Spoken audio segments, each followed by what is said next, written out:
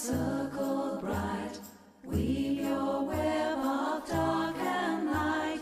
Earth, air, fire and water, bind us as one. Ladies, spin your circle bright, weave your web of dark and light. Earth, air, fire and water, bind us as one. Ladies, spin your circle bright, weave your web of dark and light. Earth, air, fire and water, bind us as one. Ladies, spin your circle bright, weave your web of dark and light.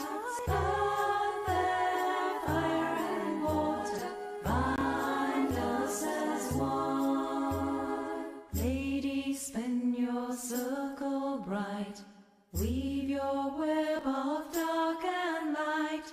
Earth, air, fire and water, bind us as one.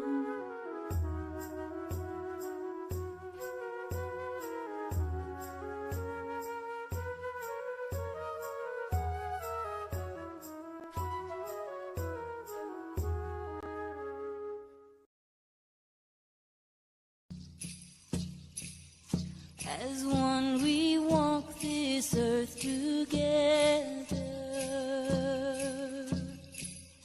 As one we sing to her our song.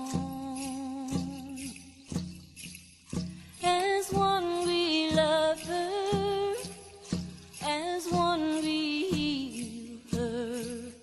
Her heart beats with our own as one. As one we join with her, our mother. As one we feel her sacred song. As one we touch her. As one we heal her. Her heart beats with our own as one.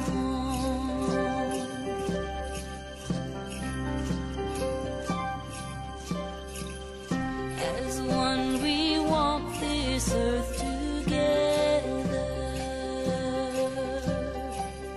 As one we sing to her our song.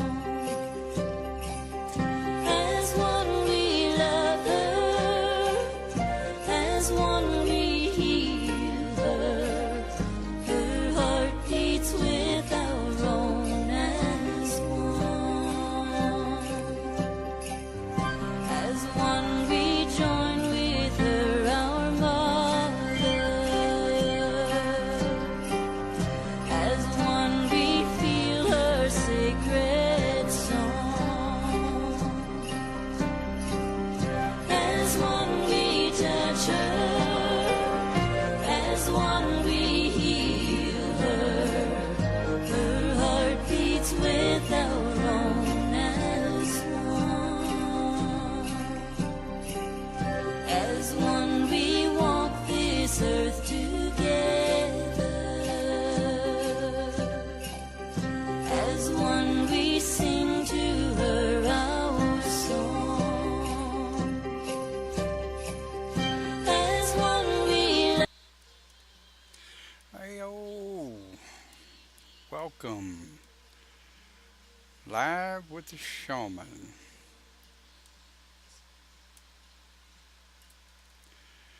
What is our topic? Well, what constitutes the definition of a seeker? Well, we could get into a massive master major debate about this for days on end. However, it's always been my philosophy that we are always seekers. We're always seekers of truth, of education, wisdom, knowledge. We're seekers of the way, whatever the way is. My way, your way, the way of the mother, the father. But in the grove of the Celtic shaman, what constitutes a seeker? And this is kind of where our series has been going, live with the shaman over the last couple of weeks, discussing and breaking down the tradition and the different philosophies of the tradition. Now, those of you watching, if you're watching on the back end of the live, or if you're watching on live with the shaman later, you'll notice Facebook has been kicking in and out. Been doing that all morning. Bandwidth speeds are pretty good. Uplink streaming speeds are pretty good. But Facebook, well, is doing what Facebook does. So if the pre-recorded broadcast is a little bit unwatchable, feel free to go over to the Celtic Shaman YouTube page and watch it in the archives. If you don't know the link, send me a message. I'll send you the link. So the definition of a seeker in the Grove of the Celtic Shaman is anyone that is seeking the teaching, the tutelage, the philosophies, or the idealism of the Grove of the Celtic Shaman. Yeah. Excuse me. That time of year. So, as we normally do, we'll break right on into it, and I want to show you what the tradition says about a seeker. And you'll notice right here, seekers in first years and senior students, you belong to your teacher and follow the guidance of the ranked within the GCS. Your teacher is totally responsible for your teaching, your growth within the community. You're not allowed to petition the GCS for membership until you reach the priesthood. At this time, you'll be tested by your peers to see your worthiness of the title Priest of the GCS. Now, what does this mean for you? Maybe absolutely nothing. But if you're interested and you're wanting to seek the tutelage, if you will, the teaching of the Grove of the Celtic Shaman, you will be required to follow within that tradition. But a seeker is someone that is trying to find their way. They're trying to find who and what they are in their path on a better spiritual understanding. I hesitate to say religion, okay, because your religion is going to be your foundation, whether you are pagan, Christian, Jewish, Muslim, atheist, whatever. That's going to be your foundation of your religion. Your path is going to be the denomination of that religion. Yeah, semantics, I'm sure. But the path of that particular religion is going to be whether you're shaman, fae, witch, Wicca, druid, Jasa True, whatever. Boy, Facebook is really playing up today, aren't they? So, how do you get past, or how do you get forward within being a seeker? For those of you that are new to the pagan philosophy, those of you that are thinking that you might be shaman, and one of our biggest things that we say in the Grove of the Celtic Shaman is, you don't become shaman. You can learn shamanism, the lifestyle of the shaman, but you don't actually become shaman. You either are or you are not. Now, I've known um, multiple witches throughout my time in the pagan community that do study shamanism and do borrow from quite a few of our healing purposes. All right. And they use a lot of the shamanic ideologies within their healing practice. But does that make them a shaman witch? What we jokingly like to call a switch. No. You're either a witch or you're shaman. And I've proven this, fortunately or unfortunately, depending on how you look at it, I've proven this too many times in live circle. I've had witches try to call a shaman ritual. They didn't do real well. Energies didn't quite work the way they're supposed to. And I've had some of my shamans try to call a witch's circle. Again, it didn't go real well. It didn't come out real well. The energies were just not well balanced at all. These are things that as a seeker you will learn.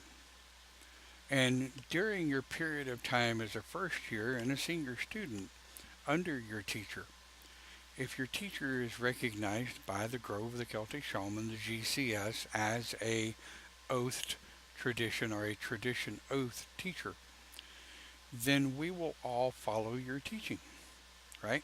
The masters, the priest, the masters, the high priest, and the priest within the GCS, we will follow your teaching. Your teacher will communicate with us what's going on, how you're doing, and what's happening. When it comes time for your priesthood, you'll be put before the elders of the GCS for questioning. What have you learned? How do you feel about what's going on? And there will be an expectation to answer these questions. Excuse me.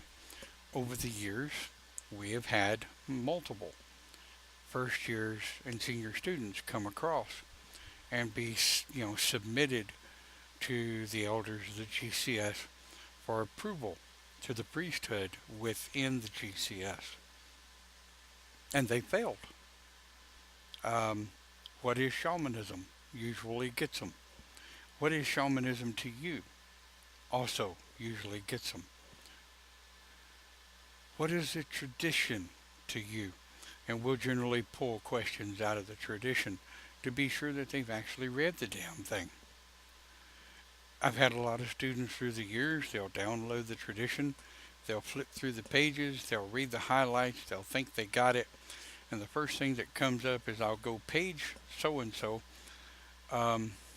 paragraph such and such. What are the rules in the GCS on governing this particular action? Most of them are like, I don't know, I didn't read it. So you've been being trained in the tradition of the Grove of the GCS, but you don't even know what the damn thing says. Not much of a student, are you? Why do we lean so heavily on the tradition? Because like anything else, it's a reminder to us. When we go back and we reread the Grove of the Celtic Shaman tradition, we reread that tradition. It's very important. Why do you go through the stages of a seeker? Because it's our belief that counsel, spirit guide, and the gods and goddesses will put you through your paces and your tests and your trials to be sure of where you're going. How bad do you want it? And see, here's the thing. As a seeker, as a first year into your senior studentry, you're learning what you want. You may learn shamanism is not for you. You may have thought, I'm a shaman, and the first 6 to 9 months into the discipline, you've suddenly decided, oh hell no, this isn't for me. This isn't where I want to go. That's the whole point for developing the seeker, the first year, and your senior student. So that students that come to the GCS can go through their paces before they actually make that dedication.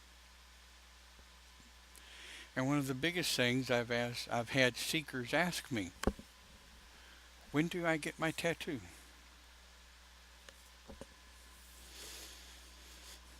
You don't. The tattoo is copyrighted. And the only members of the Grove of the Celtic Shaman that are allowed to get that tattoo are lifers, those who have dedicated their lives to the tradition, to forward the training, to forward the teaching of that tradition and pass it down. As a seeker, this may be hard to understand, but after your first year of following that tradition, learning by your teacher, learning by life, each teacher teaches differently.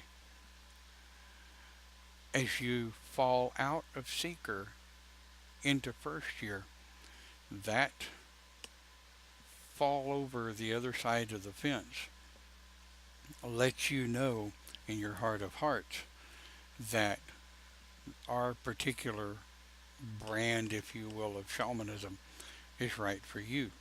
If it's not, we will gladly bid you farewell with no hard feelings. We're not one of these groups that we want to take your blood, or we want to take a piece of hair, or we want to take a measure of you, or a blood oath.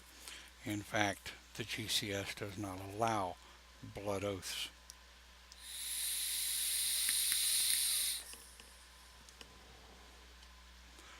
We ask that you take an oath, the crossing of the fire, candle, whatever you have. We prefer to do the training in a live circle. Unfortunately, most of the time nowadays, we're not able to do that.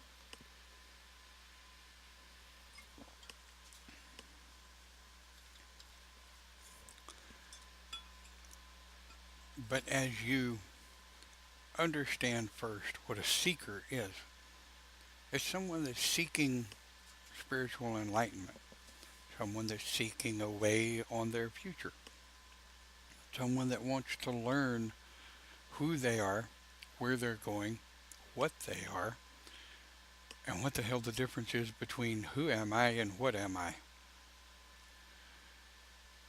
A seeker's job is never easy. In fact, we warn you against the first year that it's never easy. The tests and trials and tribulations and things that you will go through as a seeker is never easy.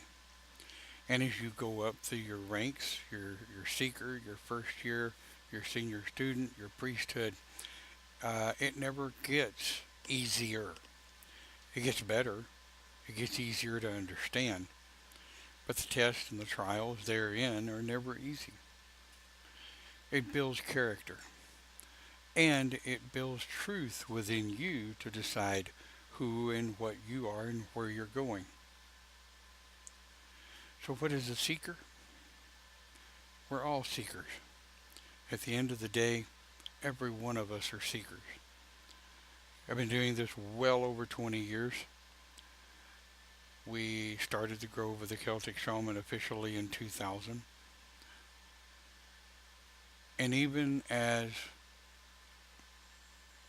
the founder and master of the Grove, I'm still a seeker. I'll die a seeker, irregardless of whether or not I'm a master, a priest, a high priest, whatever. You have to realize you're always a seeker. And you need to embrace that. I've had people come in that ask me, how do I get by? How do I get around the trials of being a seeker, the trials of being a first year? You don't. And if you're convinced that you can get around them, circumvent them, go under them or over them, you're in the wrong grove, and I'll tell you that right now before you ever get started. If you think that you can just walk in with many, many years experience in different shaman groups and groves, different shaman idealisms, that you can just walk in and be a priest. No. Irregardless of how many years you have as experience as a shaman, you're going to come in as a seeker and as a first year just like everybody else. Because there is absolutely no way you can walk into this tradition knowing it frontwards and backwards and understanding what it is we are about. Even sometimes the masters, such as myself and Cindy and Clint, we have to go back and reread the tradition. High priest within the grove, such as Lucy and Sabrina, they have to continually go back and reread the tradition to remind themselves what they're supposed to be doing. Because we get mixed up in life, we get mixed up in what's going on in our daily events.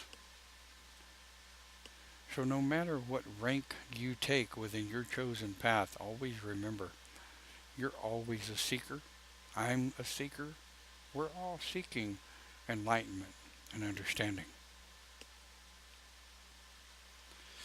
Well, for what it's worth, it's going to be a real short video today. It's going to be a real short broadcast. There's not a whole lot we can talk about the seeker. Our next broadcast will be talking about the priest, what the priest is, I believe. And I'm gonna beg your patience for just a moment while I be absolutely certain that's what our next broadcast is. See events. Hell, even I have to go back and look at things to remember what the, what the next broadcast is. Come on.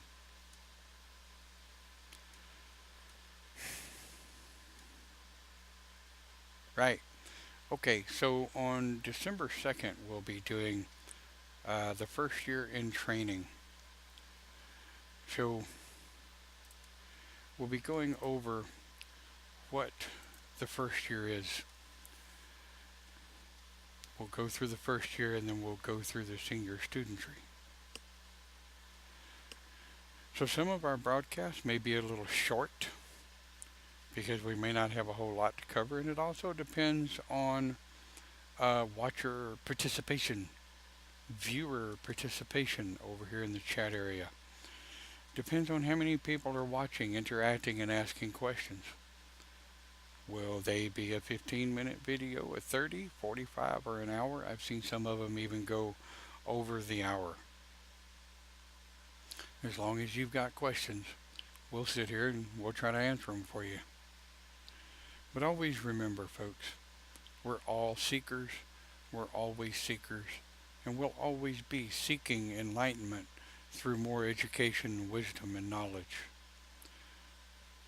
So with that, I hate to end it short, but there it is. Enjoy your day. Have a good Sunday. We'll see you next time here on Live with the Shaman.